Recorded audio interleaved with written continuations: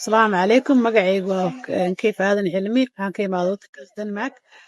halkaas oo markaan joogay aan aad u daawan jiray deegaan dhowr iyo waxay sameynayaan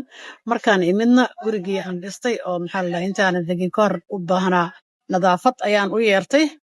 maasha allah si fiican ayay iga shaqeeyeen waa dad dhalinyaraha furan oo firfircoon oo wax walba kuu qabanayo howl aan isdhahayo qof bini aadan maba qaban karo ayay ii qabteen maasha allah deegaan dhowr guryaha keliya ma aha waxay kale ka shaqeeyaan beeraha iyagana waa iskugu dhimanahay beerta ay waxyaalaha hagaajiyaan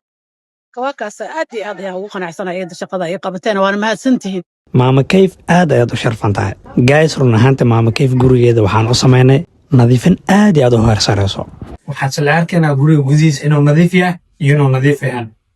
soolaa asxaabtayda marka hore guriga isaga dhan nadiif ma ahayn qolalkiisa jag ma ahayn laakiin hadda waxaan ka dhignay qurux nadiif dhan walba oo ka nadiifinay si degdega u soo dalba macaamilkana sharafta leh si aan adigana aan kuugu nadiifino gurigaaga hadda aad dhisatay ama horey kuuga dhisnaa mahadsanid hadda gurigan baa joognaa laakiin howlo badan bay qabtaan kulligoodna waxaan rabaa inaan ka qabsado haddii ilaahay yidhaahdo